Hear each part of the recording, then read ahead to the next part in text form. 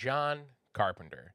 He is one of the big four of American horror. You have the big four of thrash metal, which is Slayer, Megadeth, Anthrax, and Metallica. We have the big four of what I consider American horror, the godfathers, the four pillars of American horror.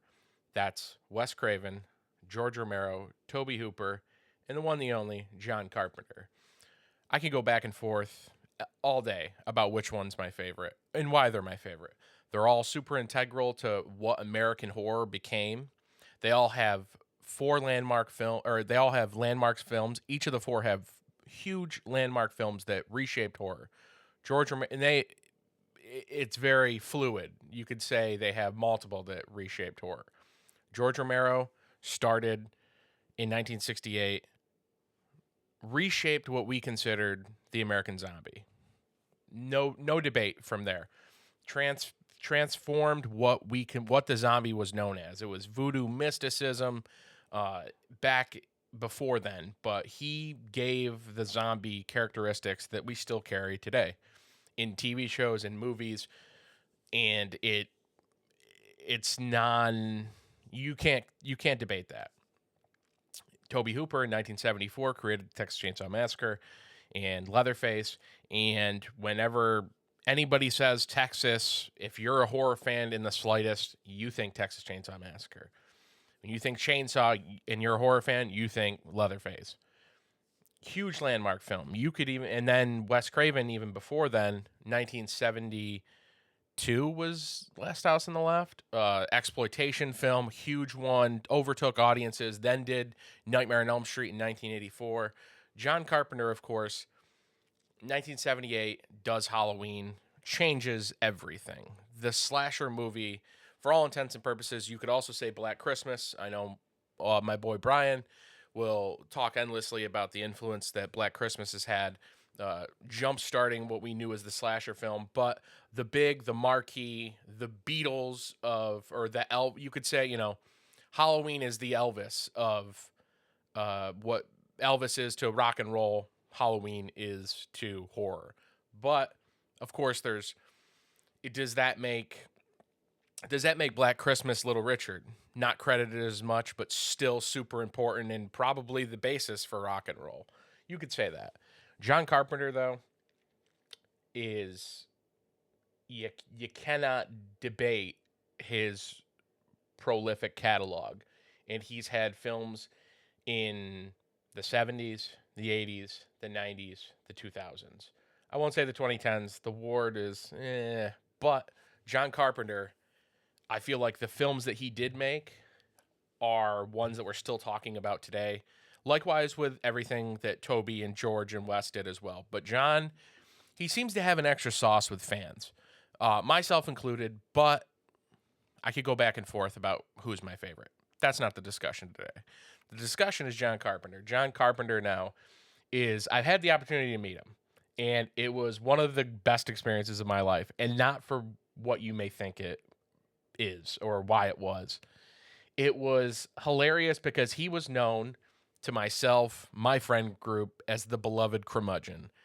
Someone who he is the uncle that says what's on his mind. He is the grandfather that says the inappropriate thing or just straight up does not care and says exactly what he's thinking at all times. Hence, the beloved Curmudgeon. That's what we like to call him. That's what I call him.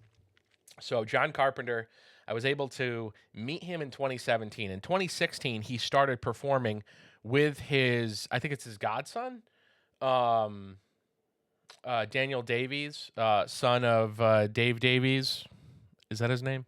Okay, I'm looking for a Mr. Dave Davidson. The dude from the Kinks. And his son, Cody Carpenter, his mother, Adrienne Barbeau, who John Carpenter obviously had a child with. His name is Cody. He plays synth and helps write in John's musical group. So John Carpenter started doing live performances in 2016. And I think he did LA, New York, and a couple other places maybe. But in 2017, he did like kind of a fuller scale tour. He might have even done like a one in fall of 2016, but 2017, he came to my city in a venue that we had seen many, many, many 35 millimeter horror films. It was our local hole to see horror films, the classic ones. We had a couple people in town that did horror fest there, that would screen movies, would get people in there. Syracuse has the International Film Festival that would later, become a big weekend in September, but they also have had the horror lineage in Syracuse. There's a horror community here for sure. Maybe not as active as it once was, because this theater doesn't do as many things as they used to, or the people that used to book stuff don't book it as often as far as horror goes. But there was a whole foundational horror community in Syracuse. So the fact that he was coming to play in the old beaten down theater that we would go see horror movies at was awesome. It was like, I remember when it happened, we couldn't believe it happened. Anyway, he comes there, they offer a meet and greet. Carp wasn't doing a lot of meet and greets on the West or the East Coast at the time. We're East Coast. So this was a perfect opportunity. Finally get to meet John Carpenter. We had been going to conventions since 2008 or 9, I think 2009. And Carp had not done one that myself and my boys had went to. So he's coming to the theater that we see horror movies at. It was a godsend. We couldn't believe it. Get the VIP package. Can't remember how much it was. A couple $100. Worth it. Because it said you met him. You got like a swag bag. And you could bring 2 of your items to get signed. Couldn't believe it. Show up there. Get in line for the meet and greet. Show up there early. Got a great little swag bag. Brought 2 things to get signed. And I'll show those right here. This first one right here that I got signed was from something that was done at this theater. It was a They Live Prince of Darkness double feature. And it was awesome. That was a great, they would do events like this. They would make exclusive posters. So I had to get this one signed. I also wasn't sure what else I should get signed. I brought like I was going to bring like a Thing poster, but I only had like the Scream Factory one. I didn't have like a one sheet or anything like that of the Thing. And I was like, man, what do I get? And I felt stupid not bringing a Halloween poster. I was just like, Halloween's not even my favorite John Carpenter film. But how do I not get something signed? If I only have one shot at meeting John Carpenter, how do I not get something Halloween signed? So the week of, I went and grabbed like a 24 by 36 Halloween poster. That guy right there. And I was just like, I have to get something Halloween signed. It feels dumb not to. Would I have preferred to get a Thing one sheet signed? Yes. Would I have preferred to even get like, I don't know, a They Live or something signed, like a one sheet? Yes, but I didn't have a lot of wall space at the time, and time was of the essence, because I got down to like the week before, and I was like, I got to get something Halloween signed. Anyway, I bring that. Of course, I get there, and he gives out an exclusive 11 by 17 print with alternative, I think it was from like the vinyl he did, where he re-released Halloween and redid all the tracks. And they put it out on Sacred Bones, which is the label that puts out all of his vinyl releases. Of course, I get that. I think that's even better. I was just like, of course I go get a Halloween poster, and I have, this sick one that he provided to get signed to. Anyway, not a huge deal. I ramble. Enjoy. So I'm standing in line, and I'm watching as people bring him things to sign, and they're being extra, should we say, a little extra with him, trying to like pour like just, hey, oh, I love you so much and stuff. And you could tell it makes him uncomfortable. And he just kind of is such a normal dude that I think he doesn't handle that stuff the best. And I don't think he means it in a mean way. I think he is just not embarrassed by it, but like it was a fan literally saying, like, trying to have a normal or trying to have like a fan interaction. The one time you get to meet, a horror icon, and some people, I think they get nervous and they go about it the wrong way. So I had time to gauge, and I'd heard the stories about, not him not being good with fans, but just being like a curmudgeon, a beloved curmudgeon. So I watched several interactions, because the line was long, but I was only 15, 20 feet away from him. So I could see, I was gauging how my interaction was going to go with him. And like it does with everybody like that I meet, I try to just be completely like on the level of like, hey, how's your day going? Most of the time, these guys don't get asked how their day is going. Some of these guys are at the time he's I think late 60s, early 70s. I think he's 77 now, 78. I think he just turned 78. And this is 2017. And most of the time, these guys have been signing for hours. This isn't a convention. This is a meet and greet, so it's a little more laid back. It's a little less pressure for him. But most of the time, these guys sign for hours and hours and hours. Not one person comes up to them and asks them how their day is going. Pretty rude, at least from my perspective. So I always like to just ask them how their day's going. How's the weekend going? Have you been having fun?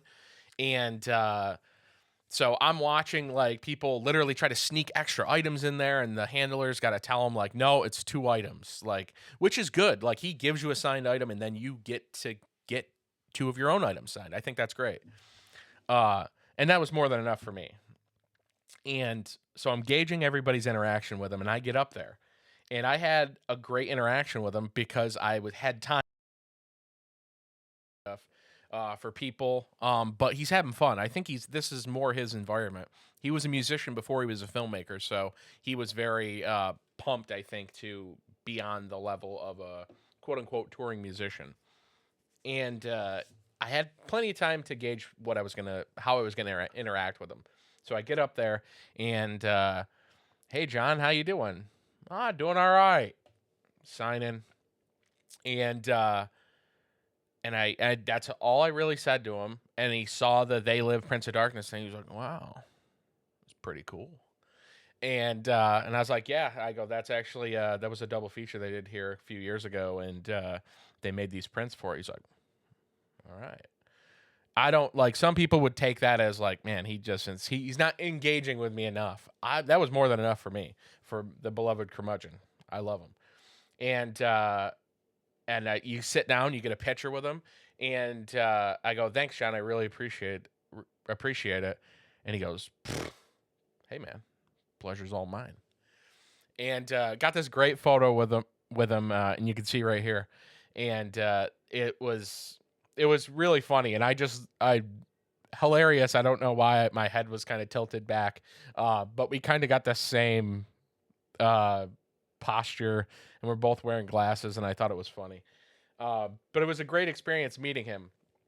But I was just it's so funny to just know how many people have had like interactions with him that maybe they thought weren't so great, but I think they just weren't reading how you should approach someone that is kind of like him.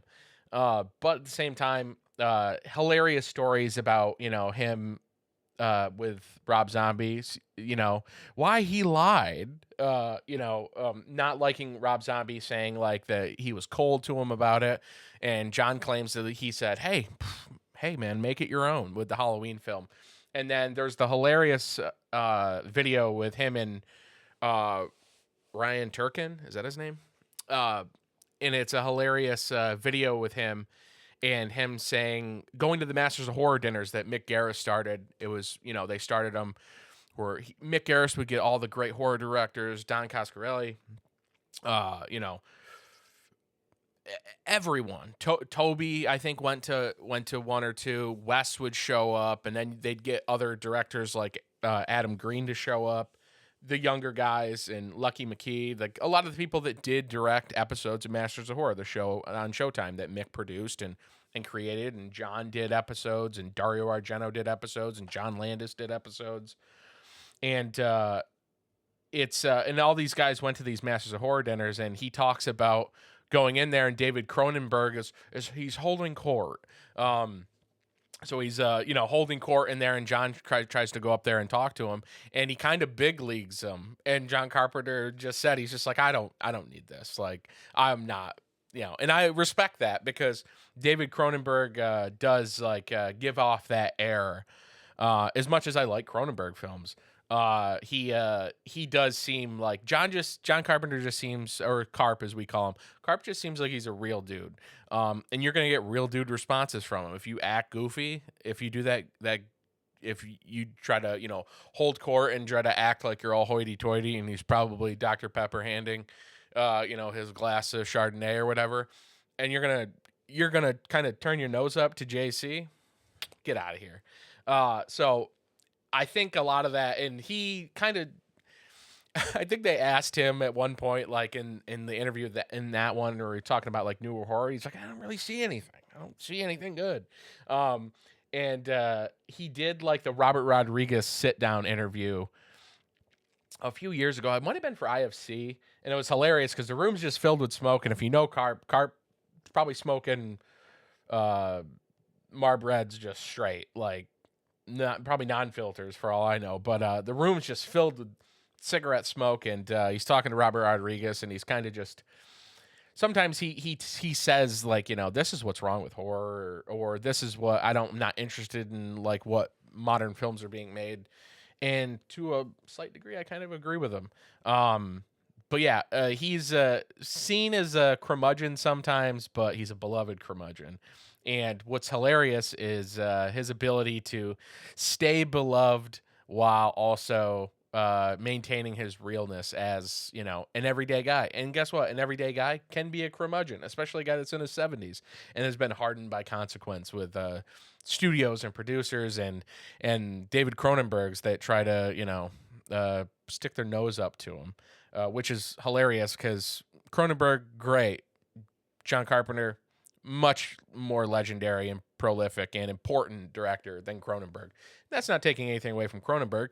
He just, on his best day, he couldn't lace John's New Balance 780s or whatever the hell Carp's wearing.